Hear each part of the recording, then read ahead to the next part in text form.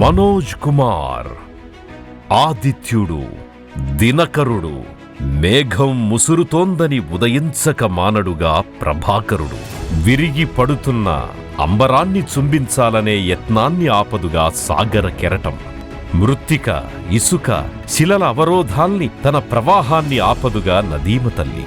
ప్రకృతి నేర్పిన ఈ సూక్ష్మాన్నే స్ఫూర్తిగా తీసుకుని అడుగు ముందుకు వేసిన కార్యశీలి మనోజ్ కుమార్.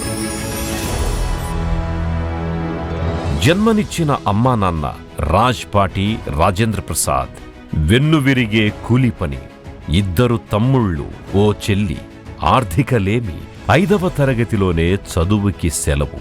ఆ పిల్లవాడి మానసిక స్థితి రాతిని ఢీకొంటోన్న నీటి చందం. పరుగెడుతోన్న సమాజాన్ని చూస్తూ 16 ఏళ్ల ప్రాయంలోకి అడుగుపెట్టాడు.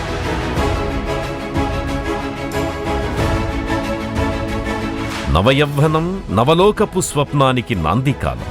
నడక కాదు పరుగు నేర్పాలి, పరుగే కాదు పటిమ పెంచాలి, పాటవం చాటాలి అన్న యోచన. కానీ చుక్కాని లేదు, దారి చూపేవారు లేరు. ఢిల్లీ వైపుకు దూసుకు వెళుతోన్న రైలుబండి అదే తన నావా అనుకున్నాడు. ఒంటరిగా రైలెక్కాడు. కళ్ళు చెదిరే ఢిల్లీ మహానగరం. కడుపు చూసే అమ్మలేదు, బిడ్డా అని పలకరించే నాన్నలేడు. ఉన్నదొక్కటే సంకల్పం. చిన్న ఉద్యోగం దొరికింది.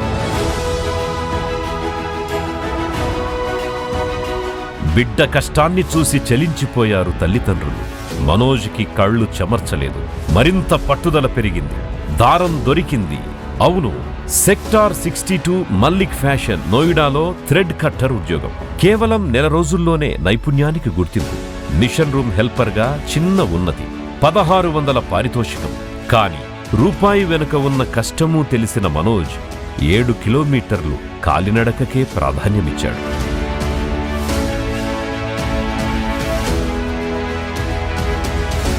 నిజం, నాడు దొరికింది దారం అనే దారి. ఆ దారిని విడవకుండా, తోటివారి హేళనకు వెరవకుండా వేరొక కంపెనీలో ఎంబ్రాయిడరీ మెషిన్ ఆపరేటర్గా ఉద్యోగం సంపాదించాడు. ఢిల్లీ, ఘజియాబాద్లో ఎంబ్రాయిడరీ సూపర్వైజర్గా 2 సంవత్సరాల కాలంలో డబ్బు పొదుపు చేసి కొత్త నైపుణ్యాల కోసం బెహ్రాన్ చేరుకుని డిజైనర్గా తన సత్తా చాటి తన సృజనను స్వదేశానికి అందించాలని తిరుగు ప్రయాణమై పాణిగ్రహం పర్వాన్ని కూడా పూర్తి చేసి స్వంత సంస్థ నిర్మించాలి అనుకున్నారు మనోజ్. అంతలోనే ప్రపంచాన్ని కుదిపిన కరోనా.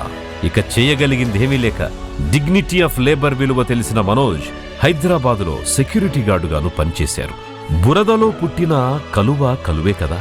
అమీర్పేటలోని ఓ ఎంబ్రాయిడరీ మిషన్ కంపెనీలో మరమ్మత్తుల మెళకువలు నేర్పి పిమ్మట కుక్కట్పల్లిలోని మరో కంపెనీలో ఏకధాటిగా 5 సంవత్సరాలు తమ సేవలనందించి ఆంధ్ర, తెలంగాణ, తమిళనాడు, కర్ణాటక, గుజరాత్, మహారాష్ట్ర వ్యాప్తంగా ప్రత్యేక గుర్తింపు సాధించారు మనోజ్.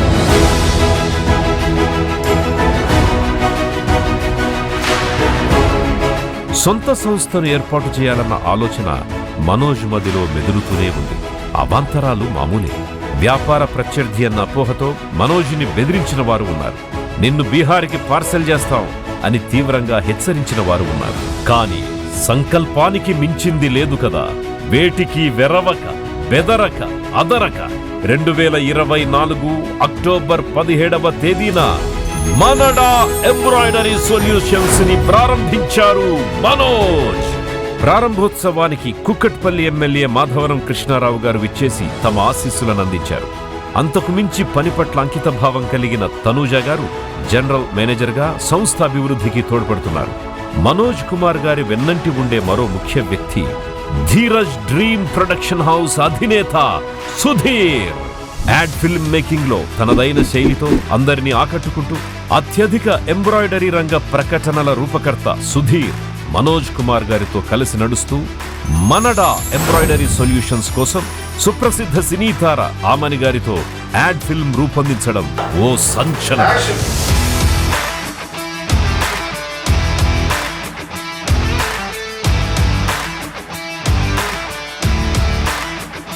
మనోజ్ కుమార్ గారు దినదినాభివృద్ధి కాదు, క్షణక్షణాభివృద్ధి సాధిస్తూ యూనిక్ గోల్డ్ మిషన్స్ అనే ఎంబ్రాయిడరీ యంత్రాలకి అధికారిక సరఫరాదారుగా కూడా కొనసాగుతున్నారు.